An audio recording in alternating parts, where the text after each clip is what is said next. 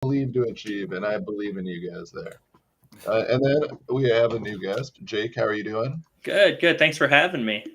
Of course, we're glad to have you here. No, and we are going to get right into some injury news before anything else. Um, Not a lot going on. Adam Schefter's not really being very helpful with me this morning. As of right now, we have Jamison Williams officially in. Hopefully, he doesn't place any more like same game parlays or anything. That'd be pretty cool. And then, as of right now, for the players out, we have Saquon Barkley, T. Higgins, Amon St. Brown, and Jamar Gibbs. So not a lot of guys to report on as of right now. We'll keep you updated as we get moving. Um, Otherwise, from there, let's just kind of jump into it. Jamie, I want to just we're coming in strong this week. We're not even going to start with a start sit. We'll let that fill up in the chat. But first and foremost, what is your strong opinion for the week? I believe Zay Flowers is going to have a top 10 week. I think his prediction is like 9.5 points. So I took the over on DraftKings on that. And I'm also doing a silly string challenge with the Fantasy Six Pack guys. If he scores more than 9.61 half PPR points, then I win. But if he gets less, I got to get silly stringed. That's fun. I like it. I don't know why I thought silly string was going to be like some new format of fantasy football. Yeah, I thought it was like some promo or something. Yeah, I was waiting for something else. I was like, oh, it is actually just silly string. No, I hope you're wrong. As someone that's playing against Zay Flowers in a lot of their leagues, but Zay Flowers has looked primed. I mean, he looks like the best receiver in Baltimore. As someone that has Rashad Bateman and was kind of hoping like maybe as a shot in the dark that he could be something. It's looking like Zay Flowers is taking over that role really quickly. Jake, what's your thoughts on Zay Flowers? All offseason, I was trying to hype up Odell Beckham, so that hasn't gone well. I think Zay Flowers just really took over really quickly. I mean, for a rookie receiver, sometimes that could take a while, right? But yeah, I mean, he's had at least 5 catches in a bunch of games now, so I think you might not get silly stringed. I think you might have a good chance at staying clean there. Yeah, I'm hoping for that touchdown finally. And speaking of wide receivers that we're kind of expecting high performances from, Jake, you had one in mind. Yeah. So my big one is Nico Collins this week. I love Nico Collins. On our podcast, I am constantly talking about him. I mean, the guy has had at least six catches and 80 yards in 3 of the 4 games, 2 monster games as well. Going up against an Atlanta defense that's kind of just right in the middle of the road against receivers. And plus CJ Stroud's just throwing for 300 yards every game, it seems. So quarterback is throwing for a bunch of yards. Love me some Nico Collins this week. I'm thinking he's going to finish as a wide receiver 1. How do you feel about Tank Dell? I have to ask. I think if CJ Stroud is throwing the way he has been, I think you could definitely get a good week out of him. I think I feel more better as like a flex play from Tank Dell, but you view Nico as the clear wide receiver 1. I do. I mean, the only game he didn't have a really big game was just that one where Tank Dell went nuts. Yeah. So, I mean, I like I said, I think he's more of a flex play, but with really big upside, Tank Dell, that is. It's tough not to love Nico Collins right now, and just the way that CJ Stroud is looking on the field, but also the volume.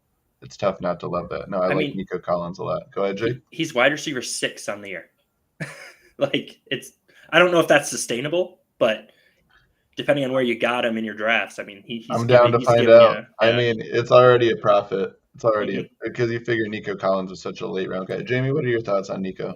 Yeah, I love Nico. I actually talked about him on Tuesday's show, saying he's a real player, and I do like Tank Dell too. I compared him to like Batman and Robin. Mm-hmm. So Nico's the Batman, Tank Dell's the Robin, and it kind of works out perfectly. They could just help each other out. Are you ready for another hot take? And it's also on the wide receiver position. I think you'll appreciate this. The arguable wide receiver 1 coming into the year, Jamar Chase, will look like it this week. There's been a lot of stuff in the reports of, him being fairly vocal in the locker room afterwards, not being too pleased with the amount of targets he's getting. And I'm expecting, regardless of the amount of targets, that he's going to be very productive with what he gets. I'm expecting a big game, kind of a bounce back just from what we've seen from him before. We know what he's capable of. We know what that offense is capable of. It's been a rough year, but at some point I'm expecting them to turn the corner and kind of get some momentum in the right direction. Any thoughts there, Jamie? I know Higgins out. Like I love Chase. Like I said 2 weeks ago, he's gonna bounce back, and he had that huge game. I mean, they're playing him all over the field in slot, like both sides of the slot, both sides of the field. So I think as long as they keep doing that, Joe Burrow's gonna keep feeding them, making those mismatches. And I think the big thing with Jamar this week for me is I'm just trying not to give up on my Bengals assets right now. I think that's the big part is especially there's one league where I had the dilemma of Puka or Jamar. Oh, I'd go Jamar. I'm not sitting him. But that's where you can see a case though. Right now, with how they're playing, with how consistent Puka's been, it's tough. I'm still going to ride out Jamar right now, but that threat is lingering now with someone like that there. Jake, what are your thoughts on Jamar right now, and the Eagles' offense? Yeah, that whole offense is just a headache because like all those guys you drafted them high, so you're gonna start them at least right now. It's hard to sit Joe Burrow right now. It's hard to sit. You can't sit Jamar Chase, right? You just have to kind of ride it out, and I think it will get figured out. It all just depends on how Joe Burrow is feeling, right? I saw a tweet this morning that said he's weeks away from being fully healthy. We talked on our podcast that if we were the Bengals, we'd sit him down for 2-3 weeks just to get him healthy because they're one of those teams that they just got to get in the playoffs and then they can win a Super Bowl. But if you continuously are playing a hurt quarterback, it's not going to help you later down the road. And before we go any further, I do have something in the theme of Joe Burrow. But Jake, if you want to plug your show real quick. Oh yeah, sorry, I forgot about that. No, So we have a podcast, the Next Step Fantasy Football Podcast. We're on YouTube. We go live on Wednesday nights, and then we're wherever you listen to your podcast. Next Step Fantasy Football Podcast. We're on Facebook as well, same name. So perfect, thank you. Now, on the subject of Joe Burrow and starting him or not starting him, obviously the Bengals don't look like they're going to sit him a couple weeks, but you could still do it in fantasy. And I did make a trade. I mentioned it pre-show. It was Dynasty. I traded Patrick Mahomes straight up for Joe Burrow, Christian Watson, Tank Bigsby, and Luke Musgrave. I got a lot of young depth there. Felt good about that. But Joe Burrow is also my QB4. And now I'm in a spot where do I sit him? Do I play him? It's a super flex 12 team. I've got Tua versus the Giants. I've got Joe Burrow at Arizona, Jordan Love at Las Vegas, or Jared Goff versus Carolina. So Jared Goff, Jordan Love, Joe Burrow, Tua. Whew, that's tough. I would start Jordan Love, man. Against that Vegas secondary. And then you got Christian Watson returning, so he'd be one of my options. As a Packer fan, I've watched a lot of Jordan Love. Oh, you're a Packer fan also? Packer fans are always welcome here. I'm not a big believer in Jordan Love as it sits right now. I mean, you've had good fantasy games, I guess, so far. He's had multiple 3-touchdown games, but it's ugly. It is ugly. If you're not watching those games, I mean, there are pick sixes that have been dropped. That we have him in our top 10. We have it at number 10. For me, I'd go Tua though. And that offense is just too good. But if you're picking two of them, that's you're picking two of them. Yeah, because Tua, because I have Tyreek Hill and Jalen Waddle, so Tua is almost always a lock for me. But that's where it's really between Burrow, Love, and Goff. I just can't make up my mind there. As a Packers fan, I think you should just go with the homer pick. I'm actually going to go with someone we had higher, which is Jared Goff. Maybe it's just a personal thing. Not a big Jordan Love believer, but I love Jared Goff. I mean, the guy is always playing well. They're home today against Carolina, and he always plays very well in the Dome. Yeah, actually, I have Love 3 spots ahead of, Jordan Love's 3 spots below Goff. Yeah, so I've they're got right in the same. yeah, I've got 8 and 9. I've got Mhm. QB8, QB9. So that's Yeah, I where got for me Goff 9, Love 12. I'm going Jordan, or I'm going Jared Goff there. As much as I want to go Jordan Love, um, Jared Goff's kind of been my consistent play across all my leagues this week. So I don't know, something I, about it. It's Carolina. I've just really been impressed with what Detroit's look like on offense. And at this point, with some of those guys out, like, I'm looking at Monty a little bit more as a player, mhm. but I also know they have enough weapons in that passing game where I feel totally comfortable with Jared Goff being back there, whether Monroe's in there or not. his Jake, his floor is safer. I think yeah. that's what it is. I mean, And it's Jordan tough loves not to scoring look at less. Jordan Love as a safe floor though right now. With even when it's been ugly, it's 3 touchdowns. You know what I That's mean? true. That's the scary part there. Is because I agree. I didn't think it was necessarily going to be pretty at all times for Jordan Love off the bat, but I expected, yeah, just a little bit less consistency in regards to touchdown volume. I did expect more on the ground game for the Packers off the Hmm. bat, but Aaron Jones being out helps there. We also do have this with Jamie, Miles Sanders or Damian Pierce. Ooh. Yeah, I know. I'd probably go Pierce personally. Miles Sanders coming off a pretty bad game last week. I don't have the stats in front of me, Is but Miles Sanders still in the league? I don't think Um, he's fully healthy either. I'll put what it this way. I have a few start sits we're going to get into that include a Mr. Chuba Hubbard. So I'm going to go Damian Pierce here. Uh, yeah, I have one of my fantasy team names is I hate Miles Sanders. Nice. I have not liked him at any point. The stats so far this year. I mean, he last week he's averaging 2.9 yards a carry. That's on 54 rushing attempts. That's not That what good? you want. That's not what you want. That's yeah, I gotta go Damian Pierce there. It's not very close for me. I mean, Miles Sanders definitely worth rostering and having. It's a good bench piece to have, but it's Mhm. not someone I want to rely on at all until I see some sort of consistency. Yeah, actually, it's in a dynasty league. I have 2 dynasty leagues with this start sit. One of them, I'm 1-3, so I'm at the verge of tanking. So I'll start Miles Sanders in that one. The other one, I'm 6-2 because of the median. So I'll go Damian Pierce on that one. On the subject of borderline tanking at 1-3, though, I would recommend, and I would advise this for everyone, looking at your future schedule. For Mhm. example, the one dynasty league that I'm 1-3 in, um, it's 6 experts or 6 people in the fantasy industry and 6 subscribers.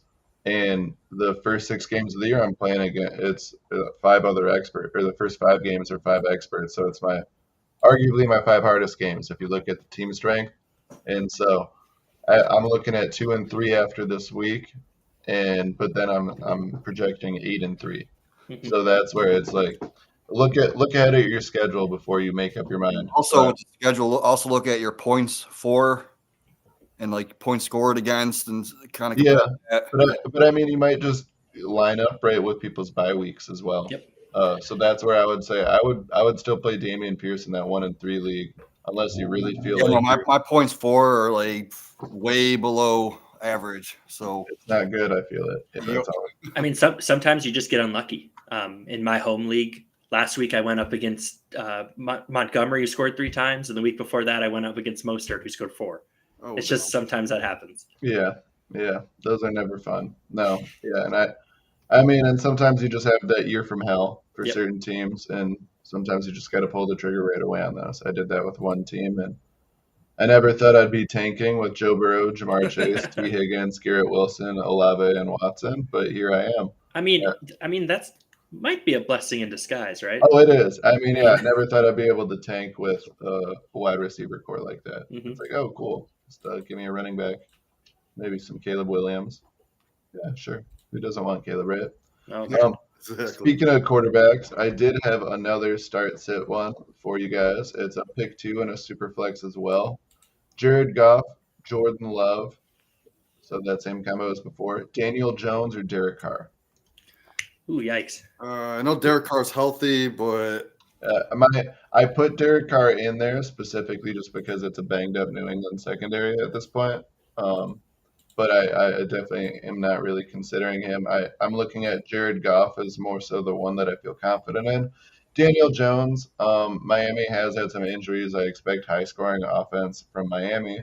So that's where I'm thinking New York will have to put up points as well. So that's where it's Jordan Love, potential volume on Monday night against the Raiders hurt secondary or Miami's hurt secondary with Daniel Jones. So you got to pick two of those? You got to pick two. Yeah, it's really between Jordan Love and Daniel Jones because I'm assuming that neither of you are picking Derek Carr against New England. I would go Love. Daniel Jones, man, that offensive line, brutal. So he's running for his life almost every play.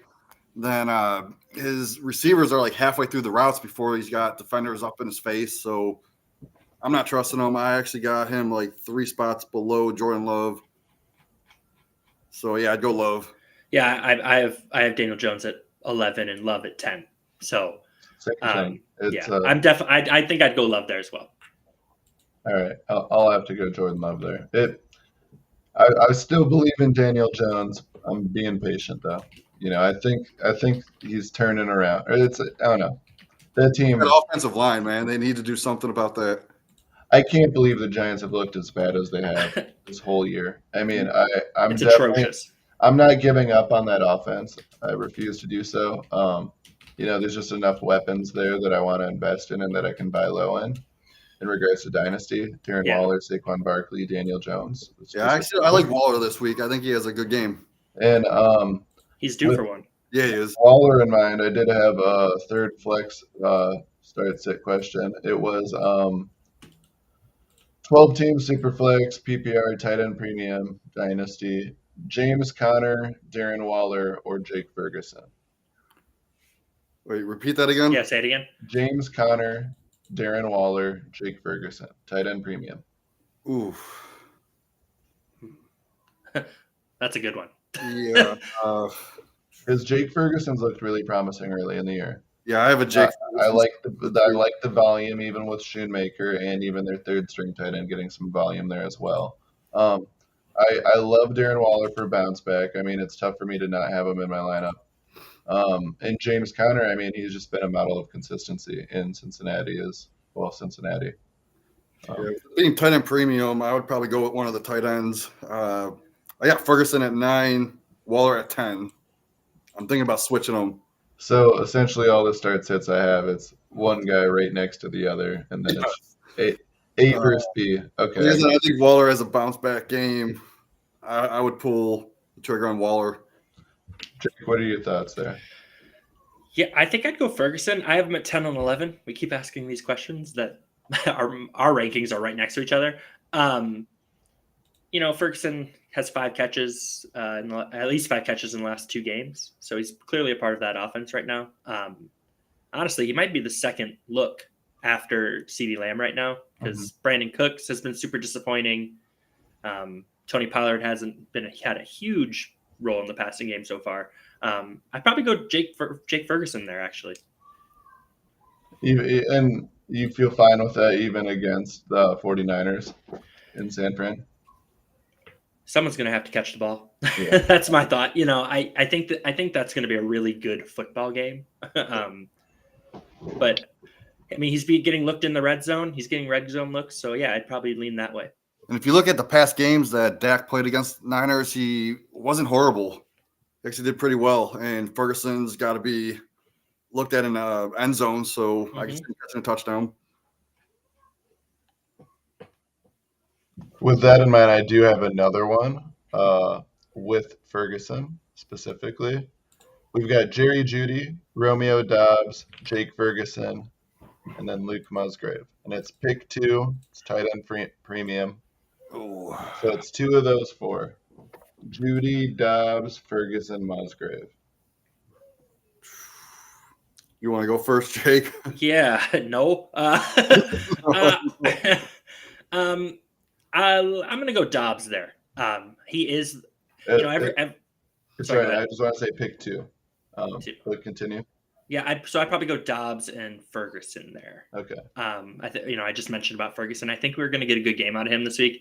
And with Dobbs, everyone's excited about Christian Watson, and he is. He's electric. He can go for a touchdown at any time. Dobbs is the guy, though, that is getting you down there. He's the possession receiver, right? And so far this season, he looks like Jordan Love's number one guy. And I think, Musgrave got hurt last week, so he should be playing, but we'll see what comes from that. But and I think Cortland Sutton's the guy to own in Denver right now.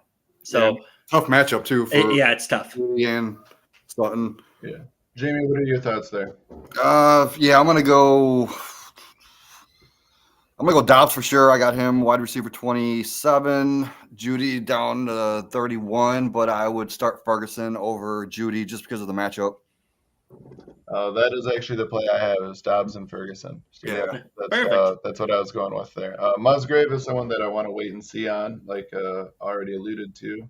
Jake, specifically, it's the injury concerns there, and I don't like to depend on rookies. Jake's, at least been there for a year. So I feel more comfortable just him with that system, and the volume's been consistent there. We NBA Rig popping in the chat. What's up, Good Julia? to see you.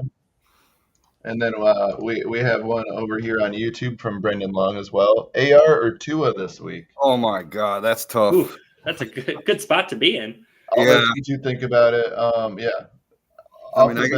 love the situation. I got to go with Tua. Right now, I just trust the floor. Even though the running is there for AR, I just see more opportunities for turnovers as well. So I would say that's where it might depend on your scoring format. If it's -2 for interceptions, I'd feel more comfortable with AR. But if it's -4, then I'd probably lean more in favor of Tua. Jake, what do you have in mind there? You took the words out of my mouth. I think that's the big thing. He's the better. It's the better offense, right? So that's kind of why I would run to it. You got Hill, you got Waddle. It's worth mentioning that you're getting Jonathan Taylor back on limited snaps this week. But woo, JT.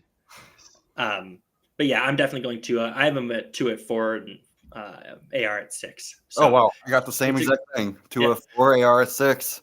So it's a good spot to be in if you're in there. Yeah, but I would definitely go Tua just because the Giants, like their offensive line's so bad that Tua will have the ball more. And it's tough not to believe in what Miami has proven week after week at this point. I'm going to just put them in my starting lineup. Any of the Dolphins options I have. Sorry, my cat's trying to fist fuck my blinds at the same time. Get out of here. Get out of here. Go. But no, I'm going to play all the Miami players I have while I can, while they're on this hot streak. The moment I see some sort of regression, then I'll start considering other guys. But until I see that, Tua, Tyreek, Jalen Waddle when healthy, Raheem Mostert, and what's his Ashane. You got to play them if you have them right now. With that in mind, we also have NBA Ray. Oh, and Brendan says, thanks, y'all. Of course. Glad to have you. Thanks for jumping in, Brendan. NBA Rigged was saying, what are our outlooks for Jets versus Broncos? Total points, which teams you like better? The team that loses, what will happen to that team's? So with this, I believe the Jets are underdogs. I made a bet. I took the Jets to win straight up, and I took the under on the points. Because usually when I do take the underdog and they end up winning, the points are usually hit the under. It's going to be an ugly game. Broncos defense is horrible. Jets defense is just so good that I think the Jets are going to come out on top. I'm going Jets. I'm going under. I might even go I might more specifically look at Broncos under. I feel comfortable that the Jets could get 20 points. I don't feel the same for Denver. And that's where I really would be believing more so than anything in that Jets defense this week. And I think it's going to be a very low scoring affair. And I think with that in mind, none of the guys for these teams I'm really that interested in playing in my start-sit situations. Well, Jerry Jeudy scares me right now. Cortland Sutton, I still don't love that with Sauce there. Breece Hall, Dalvin Cook, TBD there. Garrett Wilson has Zach Wilson at QB. So I don't really like any of the weapons there. Jake, what are your thoughts overall? Just real quick, there was the news that Breece Hall is going to be unleashed this week, not on a snap count. So I feel comfortable against the Broncos playing him. That's pretty much it. I think 21 points might win this game. In regards to total points and betting and that stuff, I'm going to stay away from that. We don't typically deal with that stuff, so I don't really follow the betting stuff. But I think, like you said, I think if I had to pick, it'd be the Jets this week. It's just interesting because the Jets are the better defense. But would you say the Broncos are the better offense? They have the better quarterback, I guess. And yeah, but that's pretty much it. Yeah, that's about it. I wouldn't say either have good offensive lines. Yeah, no, that's part of why I like the defenses in this. I just don't see a lot of points. I don't see a lot of fantasy points either. If you like Breece Hall, if you trust that if he's truly going to be unleashed this week, feel free to do so. I'm a little bit more nervous or hesitant. Breece Hall's one of those guys where I'd rather wait and see it on the bench before putting him in my lineups. With that in mind, NBA Rigged also said, "You all picked Jets, hence den season is pretty much over. Will Russ Wilson will he be the starting QB next season?" Ooh, next season. I don't know if he's going to be the starter by the end of this season. I don't know if he's Peyton's quarterback or not. There's been a lot of garbage time stats for Russell Wilson, because I've heard some people be like, "Oh, he's producing in fantasy," or "Oh, look at his stat lines." If you watch those games, like that Hail Mary, those just those stats are, you have to view those differently. You have to take this with a grain of salt. Yeah, and I don't know why they're not using Marvin Mims. Like that's Sean Payton's being an idiot, not putting him in more. I think he's only seeing like 25% of the snaps, but yet he's like one of the best wide receivers on the team. I have the Broncos as a bottom 5 team, and I have them taking a QB next year. It's just whether Russell Wilson is the veteran ahead of that rookie or not, and if they're trying to throw him in right away. Because I could see them, like if Russell Wilson's healthy and he's not terrible. Sorry, Jake. If Russell Wilson's not terrible, I could see him being there next year while they try and give a guy a little bit of time if it's May or someone like that. But otherwise, I don't see Russ being there next year. Jake, go ahead. I think it all depends on where they finish. If they're a bottom 5 team and in a perfect spot to get May or Caleb Williams or whoever it is, then they have to take a quarterback, right? But I mean, if they somehow backdoor their way into 8 wins and they're in the late teens and there isn't a quarterback there, I think we could definitely get another Russell Wilson year. I mean, Sean Payton picked Wilson to go there. I guess after, I think there were reports that he originally wanted to go to the Chargers, but they didn't want him. But I would expect, if I had to bet my house, I would expect Wilson to play out the year. As someone that has Russell Wilson as one of their 2 QBs in a super flex league that I'm in win now mode, I would like Russell Wilson. I'm in the same boat. I need it. No, it's not a good situation to be in if you're a Denver Broncos fan. Luckily, you have the Nuggets over there. The Rockies definitely aren't helping, but hey, you have the Avs and the Nuggets, so maybe just focus on that basketball season starting up anyway. My co-host Adam is a huge Denver Bronco fan, and they went to Denver this past year. They bought the tickets before the year, and they put $350 tickets, and then by the time they got to the game, the tickets are going for like $60, and they were just so bad. I've only been to one Bronco game, and I try not to remember it. Aaron Rodgers had 80 total passing yards. That was that. Yeah, Sunday Night Football. Both teams are undefeated. 7 of those year Broncos won the Super Bowl. Yep. Yeah, that was not a fun one to be at. Speaking of not fun ones to be at, here's some not as pretty start sits. This one is a single QB, no tight end premium, 16 teams.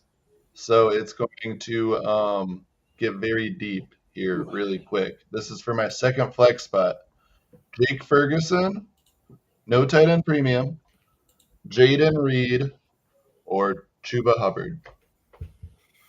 I like Reed, man. He's got the talent. He's got that long touchdown ability. Plus, it's fun to go into the Monday night games. Say if you're down and you need 12 points, just the root for him.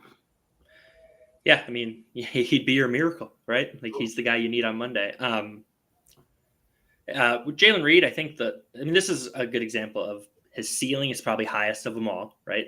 But his floor could be like one catch. So if you want to go safe, I would actually go Jake Ferguson. I know we've been talking about him a lot, but yeah, I'd probably run Ferguson. You feel even in a non-tight end premium?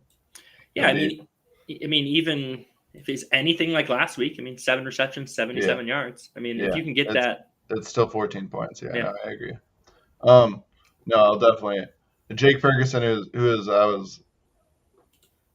that's the guy I was favoring. But with that in mind, we did have another one. Jamie, I believe this was your zombie league. Oh, geez, yeah. Starting tight end spot, it was Jake Ferguson or Dallas Goedert. That's What do you got on that, man? Because I've been going back and forth all week on this. I think we just got to stick with the theme at this point, just because Dallas has been so bad. I think at this point it's Jake Ferguson time. I would agree. Yeah. I mean, as much as I want to say the draft equity of Dallas, I don't think any of us viewed him as one of those top 5. He was that next guy, but he wasn't that guy that you took super early. So I don't think you need to be committed to him in your starting lineup in that same way. So that's where, with that in mind, I would probably just go to Jake Ferguson. It would be different if this is like a George Kittle, Darren Waller, some of those big names he paid up for a little bit more. I think Kyle Pitts is finally at the point where I would feel comfortable just moving to Jake Ferguson.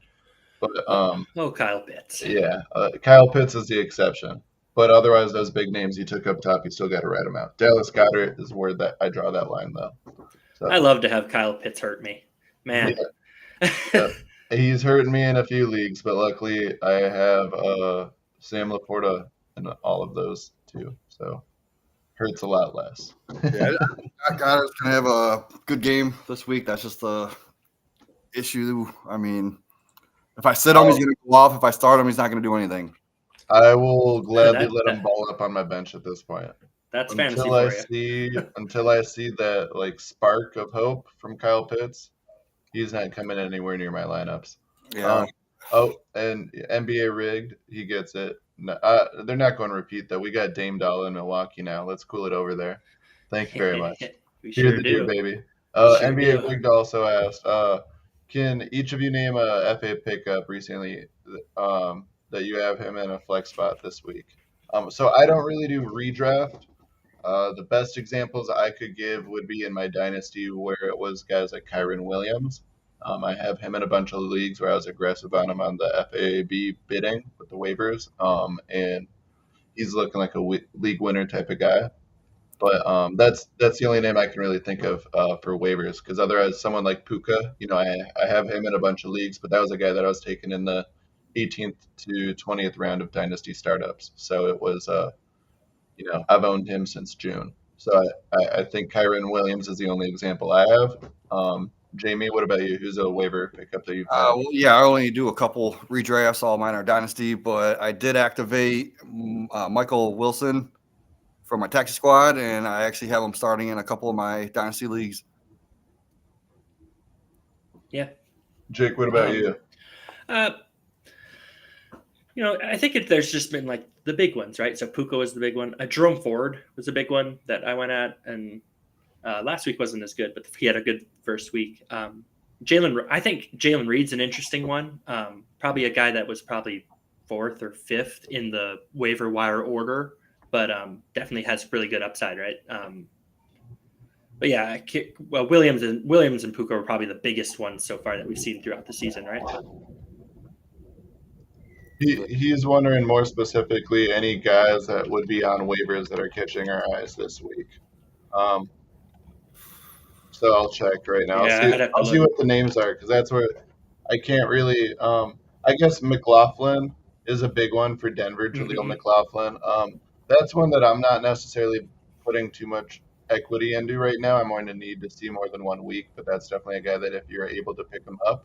I'm just like for just 1 week. Khalif Raymond for Detroit with no Amon-Ra St. Brown. I have to say, if he's available, Tajay Spears. Mhm. It depends on the depth of your league. That's someone I really like. You know, as much as Derrick Henry is still Derrick Henry, um, I just look at him as someone that I don't trust is going to maintain for a full 18 weeks. Just Mhm. at this age, at this longevity into his career, Tajay's looked good. Hassan Haskins is no longer there, or there's all that Hassan stuff. I try not to think about that because I was a believer at one point. But no, Tajay looks good. Oh, and NBA Rig wants to know who would you be sitting if you were to put Jaden Reed in a flex? Uh, Who, like, I mean, that's tough based on what your roster looks like, yeah, right? yeah, NBA, Got a lot of bye weeks players, so you might just have to start Jaden Reed. yeah. Michael Wilson's another one to keep in Mhm. mind. If he's available, wow, the type of volume that's gone his way. It looks like he's got great chemistry with Dobbs. None of that was really projected coming into the year, but it's always great to see, especially for waiver wires. NBA Rig, do you have a specific one of mine? And while we wait on that, Jake, do you have any start sits for us? Uh, well, Nico Collins was the big one for me this Okay. past week. But here, let me pull something up. No, you're good. I was just curious. While you're pulling that up, I can hit you guys with another one. I am currently trying to decide on my two flex Oh, spots. I got one. Um, and this will be right up Jamie's alley because guess what? Jamie, you like the Brees Halls of the world. This one hurts my soul a little bit though because it's Garrett Wilson, it's Hopkins, it's Brees Hall. Then we have Watson and Musgrave. You just have to pick one of them. It's two. I'll pick two. So it is between these five, you have to pick two, and it's a tight end premium. And my concern, I'll give you my thoughts when I was setting this lineup. I look at Garrett Wilson.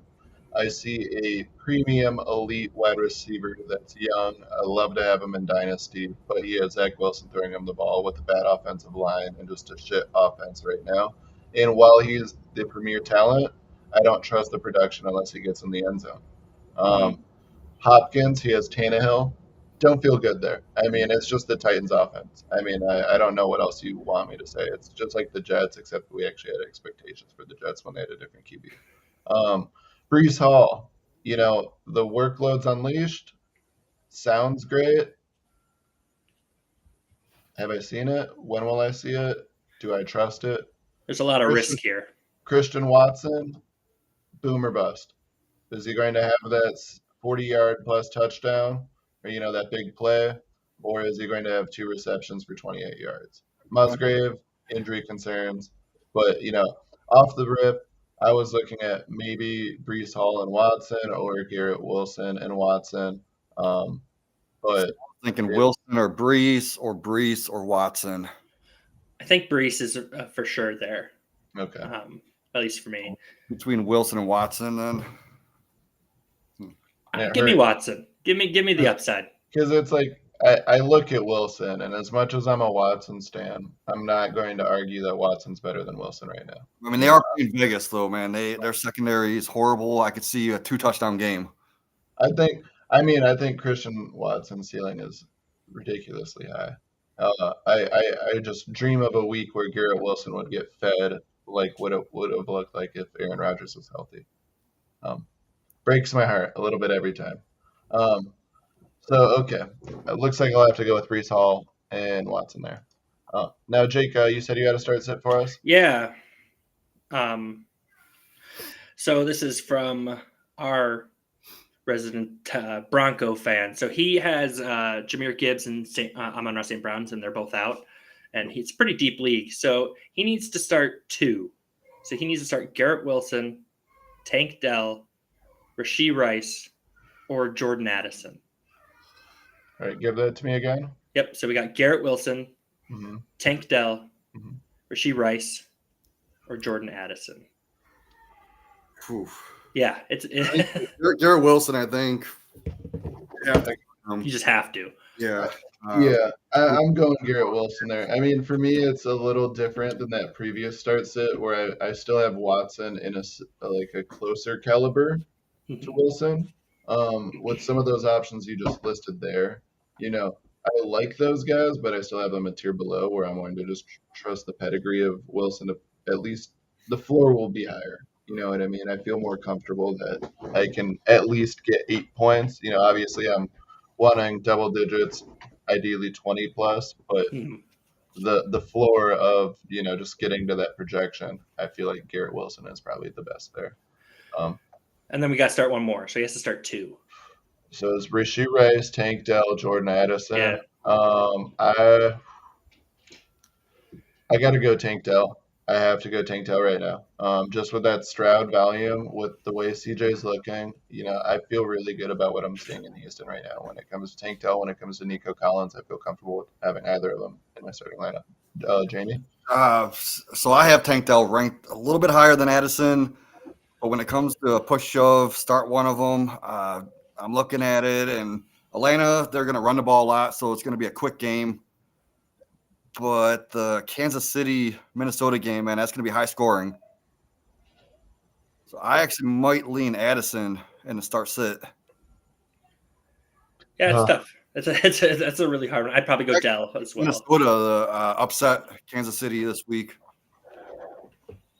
That's definitely a trap game. Like, I know Minnesota's not doing well so far this year, but it's a good offense. That there's no reason that offense couldn't put up 35, right? So, and I think they're playing at home. Taylor Swift's not going to be in attendance, so I think, my theory is Kansas City's going to lose this game. Next week she'll be in attendance during their home game, and they'll look at her as being a lucky charm. Speaking of lucky charms, I need you to be my lucky charm right now on this kind of weird start set. This is for my final flex spot. This is Nico Collins, Tank Dell. So there's both of the guys we've discussed, Romeo Dobbs as well, Chuba Hubbard, and then Kyle Pitts. I already have Sam Laporta in the tight end spot. It wasn't even going to be a debate of Laporta or Pitts at this point. But I felt like I had to at least put Pitt's name in there still for consideration, but I have to be honest. Again, I'll walk you through it. It was really between Collins, Dell, and Dubs for me. Hubbard, again, a wait-and-see kind of guy that's just stashed. Having him on my roster, there's no expectation there, so I don't necessarily want to trust that in my starting lineup. And Kyle Pitts is Kyle Pitts. I'll put it that way. So Jonnu Smith's outperforming him right now. So. I might outperform him right now. But yeah, in mind, Collins over Dell. I wouldn't feel comfortable starting both of them just because it is going to be a fast game with the way. Well, question: would it change your mind on starting both of them if you had C.J. Stroud as one of your quarterbacks in that? I mean, you're looking at the upside, and they both can do all right, but Dubes, man, he's been playing lights out. He has been, and this is the dilemma I'm at because it's Collins, Dell, Dubs, and I've got Stroud as one of my 2 QBs in the Superflex. So I'm looking at it where I'm like, do I want both of my Houston wide receivers there, or do I want Green Bay in there as well? Right, so looking at my rankings, I got Collins, wide receiver 25, Dubes 27, Dell 29. Again, I'm glad to be having these issues right. as we're going through these. I'm feeling better and better about my teams with your guys' rankings. I'm probably going to have to go Collins and Dubs just in case. Just for sake of if someone's getting fed in Green Bay and it's not Christian Watson. I think that's going to be the best play there. Jake, I 100% agree. That's exactly where I would go to. And we also have NBA rigged in here saying, Zach, I know you follow GB closely. Do you know if Rashawn Gary is practicing in full this week? You will play more snaps on Monday, right? The snap counts were like low 30s first 4 weeks. I haven't followed his injury stuff too closely this week. Jake, do you have any knowledge of that as of right now? No, I do not. I just Googled it and nothing really came up. Because from what I've been following, I think that snap count that he's on, that's more so schematic based than injury stuff. So I wouldn't really plan for that to change too much. No, I think the snaps will probably go up as the season goes on, but Yeah. he's the Packers pretty much their only Rashawn Gary is really good. So they're really easing he's the him premier back in. guy. Yeah.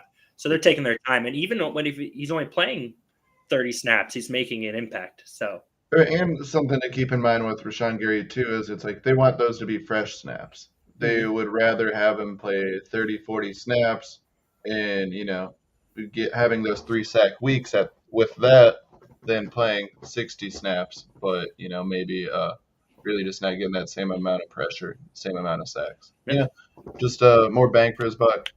We got Donald in the chat right now. I need some wide receiver help. Current wide receiver cores are Evans, Wilson, Addison, Dell. It's a good core. I like that.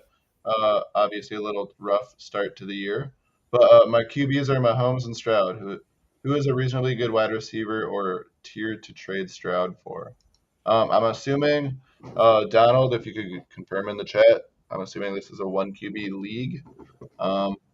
With that in mind, if I'm thinking about trades, who's a reasonably good wide receiver, yeah, because I like that core. Donald, if this is Dynasty, if you could confirm that as well, that would be appreciated. But, that's tough. Because, I think for me, it depends on if it's redraft or Dynasty. Because if it's redraft, I might look at someone like Mike Evans. Current 1 QB full PPR. Or, yeah, correct. 1 QB full PPR. And it's redraft. Okay. So redraft definitely changes it. So with 1 QB, I'm assuming there's going to be reasonable enough options for a bye week with Mahomes where you can at least get someone to put in right at the QB position. Wouldn't you guys agree with that? Yeah, there's got to be something. And so with that in mind, yeah, I think moving Stroud would be good. I think that's definitely relative as well. One thing I would really recommend, Donald, with trading, especially if you're trying to upgrade at wide receiver when you're moving Stroud, is to feel out your league and see who in there is the highest on Stroud and would benefit the most. And then evaluate from their wide receivers who you like the most and try and figure out a package to get them. Because for me, I always want to, like if I'm selling a guy and I'm trying to upgrade, I want to sell that guy to the person that values him the highest. Yeah, or Because even then I'm going to be able to get the best tier of guy. And obviously, it's relative. If they don't have any options there, then I'm going to go to the next highest bidder or the second most interested guy and find the option there. But I think you definitely got to read the room. And I think it's better to kind of gauge your market, gauge your league. Jake, any thoughts there? I think this is a good example of when it's hard to give advice when you're trading, like without knowing other people's teams, right? Especially when you're trading one position for a different position. But my advice to you, if you're going to sell Stroud, make sure you sell him. Go to your guy, go to the other other league mates, and come with stats. Because I think Stroud has quietly been very good in fantasy, and some people might not realize. And that's what I meant more than anything to emphasize my point. Is just some people know that Stroud's balling. Right now. And that's where I'm not going to try and sell him to you. I'm going to let the person that actually knows what kind of fantasy production he's been doing come to me to get him. Because they are going to want to pay that premium. And that's where you're going to get that wide receiver that you'll really be able to benefit from in regards to making that playoff push. So, yeah, you definitely want to know your league mates. Definitely want to be able to articulate and make sure to be respectful, too. I always – when I'm in my trade talks, I always try and tell people, like, I express fully how even if I don't like the offer, I try to tell them how I feel, but also blatantly state, hey, I'm just letting you know where I'm at. Like, no harm, no foul. But the only way you can truly get a deal done and to the best extent for both sides is to be able to communicate and to know how each of you are feeling throughout it. So that's I don't know, it sounds so obvious and easy, but you'd be surprised how often it doesn't happen in trade talks. Oh, for sure. It really pays off because that's where I get repeat customers. For our Going42 Discord, we got a free Discord going. Just go to going42.com, scroll to the bottom, hop into Discord. We got a whole bunch of fantasy experts, and just ask your question there. You could post your team, you could post other people's teams, and then we'll just go from there. And Jamie, NBA Rigged wants to know: are you pretty confident Deshaun Watson will be back at least 90% next week? I'm not starting Watson at all, man. But yeah, he'll be back. He'll play. Is that a percent? He'll fumble the ball. So NBA Rigged, I think that the answer to that question is a no. I don't know. He might be back on the field, but he won't. He'll only be there in spirit, or he'll be there physically, not in spirit. And then Gavin said needed a pivot for Aaron Jones. Gainwell or Justice Hill? Yeah, I like Gainwell over Hill this week. Wait, was Aaron Jones confirmed out now? No, he's still questionable. At least I just Googled it, unless I misread. I can't. I need it because they don't have to, because they have the Monday night game, so they probably don't have to say anything quite yet. So they better say something soon though, because they're just trying to screw all of us. Gainwell or Justice Hill though, I am going to go with Justice Hill there. At this point, I'm just going to, if I'm in desperation mode at this point, and I don't think Jones is going to play, but honestly, you know what my move would be if I have to consider Gainwell or Justice Hill and I'm uncertain of Aaron Jones is I'm going to leave Aaron Jones in, and then I'm going to see if that third stringer for Green Bay, or either the third or fourth stringer, because they have a guy they keep bringing up from the practice squad too, depending on the week. But I would just pick up one of those guys, just to put in there. I know it's not a sexy play at that point, but I'd rather hope and pray for Aaron Jones to play until a later point. It's a tough situation to be in, but I'm pretty sure both of those other Gainwell and Justice Hill will be done before we have a status update on Aaron Jones. Yeah, and at that point, between one, I would go Gainwell, but I'd prefer to play the third string guy if Jones sits, especially with the way Dylan's looking. He's looking horrible. Oh God. It's not a fun, and Gavin, let me just say this. I'm sorry, because this is not a fun situation to be in. I don't like to advise, just wait until Monday for the guy. You're in a rough spot with this. I must admit that right now. So that's where I would have to go that way. Oh, yeah, and Gavin said Jones plays Monday. Donald said the QB wire is deep. Let's see. One guy has Burrow and T. Law. He is 0-4 and has A.J. Brown, Diggs, and Amari Cooper. Cooper would be a good one, I think. But the issue is, you just mentioned a guy that's 0-4 and has two quarterbacks. You need to look at the rest of your league and identify, okay, who has the Daniel Jones? Mm-hmm. Who has the Joe?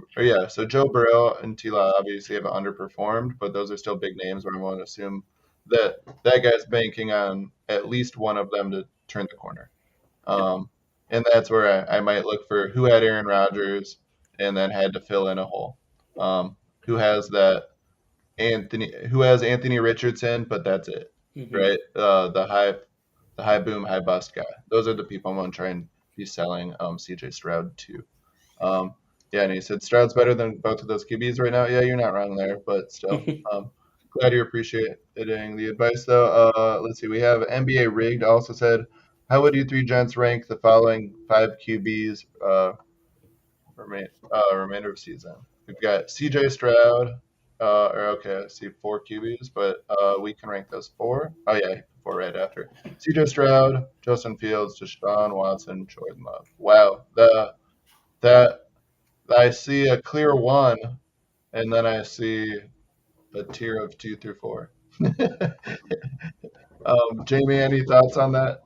Yeah, I'd put Fields just for that rushing upside, and he did look pretty decent last game.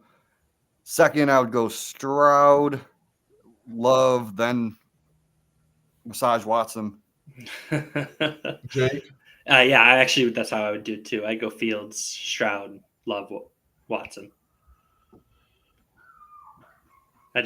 I'm going against the grain here. Do it. I had a clear 1, and then I had the rest. I had Stroud, and then I had Fields, Love, Deshaun. Deshaun, there's still a shred of hope that he's going to return to form at some point. But, each passing week, I watch him just kind of drop another ranking in my Dynasty QB rankings. And he's still in the mid-teens, but there's definitely now a lot of other guys where I just kind of trust more. Mm-hmm. Justin Fields, man, it's been ugly. out here in Chicago. It's I get he's been a fantasy producer, but to me, I understand RG3 had some. It was mainly knee injuries, but it reminds me of that where it could be one of those guys that's very sexy and fun for fantasy for a short period of time, for different circumstances. That Fields just scares me. So that I guess that's all right. If I'm remainder of year, I just don't know if I'm going to see Fields actually be able to have the opportunity to show what he was fully capable of. Like I got to go Stroud and then everyone else. I don't. Yeah.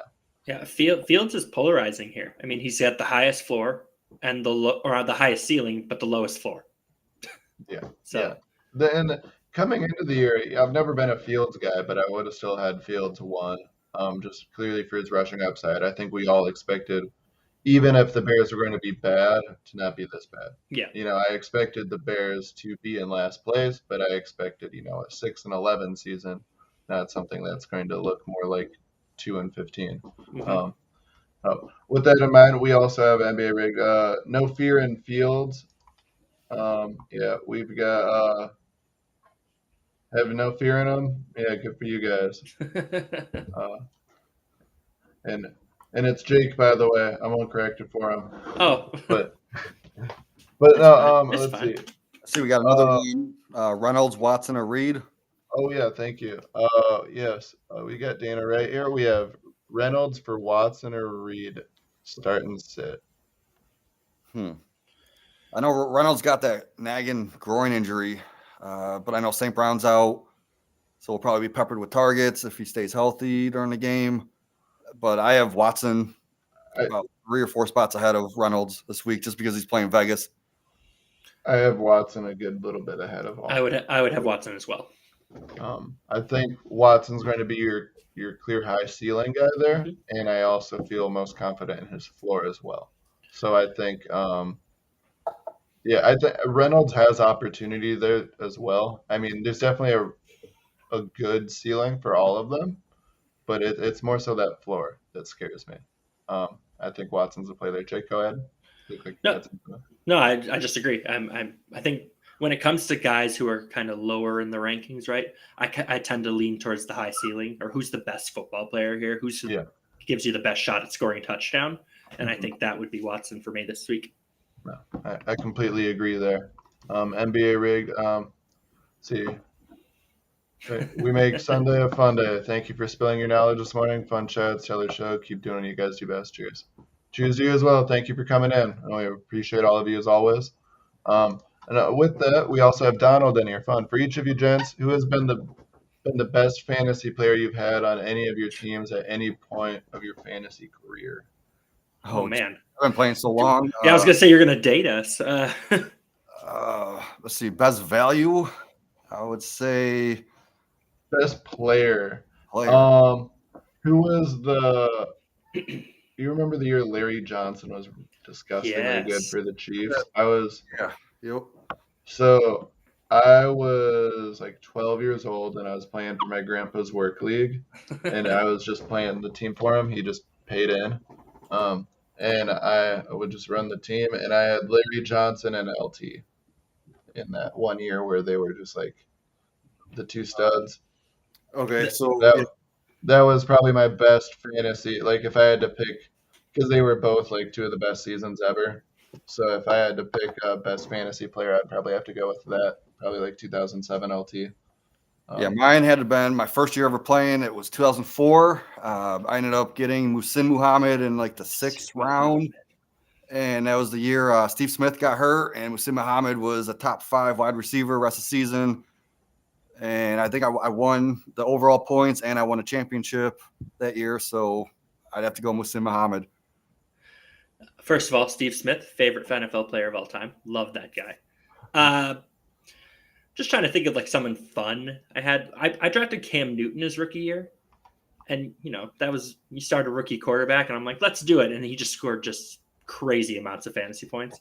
So like that was fun. I don't know if that was the best one I ever had, though. My very first year of drafting was the year after Larry Johnson went nuts, and I had the first overall pick, and I didn't know who Larry Johnson was. I just knew him as LJ, and I drafted Lamont Johnson with the first overall pick. And it was and like I was so excited. I told my friends, and they were like, "You're wrong." Oh no, no. There's been some good. I don't know. For me, I think of like,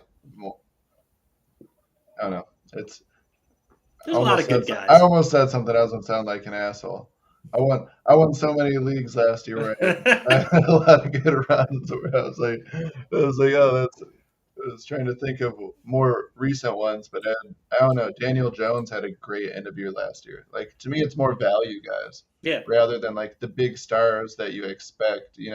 I guess it's not as exciting unless it's that Cooper Cup season, where they truly do something historic. Otherwise, it's more so about the guys you get later that you might have believed in or bought for cheap and like anyone who had Peyton Hillis the one year, he was really good. Like, it's just those values that turn into these great players for like Randall Cobb his rookie year, just coming in out of nowhere. That was always a big one.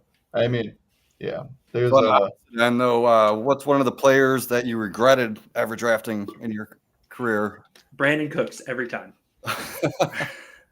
I'm a Brandon Cooks stan. Like, I love him, and every time he just disappoints me. The MILF Hunter himself. Well, back in the day, I remember. Do you remember Bishop Sankey? Oh yeah. First came in, everyone was so hyped out of Washington. The main one that hurt me was Zach Wilson. Luckily, it didn't really hurt me a lot. Like, it didn't kill any of my teams, but I believed. Not believing anymore. No. Not much to believe in anymore. He said we should play some fantasy basketball together. NBA rigged. With that in mind, we'd have. Before I get into that, we have a couple of things to address. Donald said 3 seasons ago, Bud Light did a promo. Draft Gardner Minshew in the first round, win your league with him, and you get Bud Light for the entire. You get one free case. Man. I can't stand Bud Light. Sounds like a free case of Bud Light. Yeah. Yeah. Challenge accepted. But no. Before I get into the next part, we also do have an ad read. Whoever you're picking this week, make sure you lock it in on Underdog with the code GF2. Underdog is currently giving one free mystery pick'em special to new users on top of a deposit match of up to $500, right, Jamie? Isn't it $500 now? On this last week, I think. No longer $500. We are back to $100. Yep. So with that in mind, new users, you get a deposit match of up to $100. Underdog is exclusively giving this offer to new customers only. Claim your mystery pick'em special plus a deposit match of up to $100. All you need to do is sign up on Underdog, make a deposit, and head to the lobby to find out which player special you received. With that in mind, you can find me on Twitter @BehindTheZach, NBA Rigged, with this message specifically. Please follow me on Twitter. Hit me up. I'm actually in a dynasty startup for basketball right now, so if you want to get in on that, yeah. But we can go back to fantasy football here. We have to finish this story too. My buddy drafted a Minshew number 1 overall and took a video to send a Bud Light. Issue was he was drinking Miller and didn't get a damn thing except a waste of a number 1 overall. Well, at least you're drinking a better beer. Yeah, that's fair. I like where we ended that. I think that's a perfect note to wrap it up on. Jake, how about you tell everyone what your show is, where they can find you, and all that? Yeah, so we do a live show every Wednesday night, Next Step Fantasy Football Podcast. It then goes up Friday, so you guys can listen to it wherever you listen to podcasts. And then you can find us on Facebook, too, at the Next Step Fantasy Football Podcast. No more. I don't have any other handles. We had a Twitter. We did have a Twitter, and then it got hacked, and it was a big thing. So okay, we just shut that down. Yeah, that's probably for the best. Jamie, and where can they find you? The Twitter, my name, Jamie Progue, and then right here, GoingFor2 every Tuesday for the cheat sheet, and every Sunday morning for the start sit. And thank you, as always, for joining us on Sunday morning. We look forward to having you next week, as always. Good luck in all your fantasy leagues, and hopefully good luck, Arsenal, in the second half of this Man City game. But no, thank you for joining us, as always. Take care and have a good one.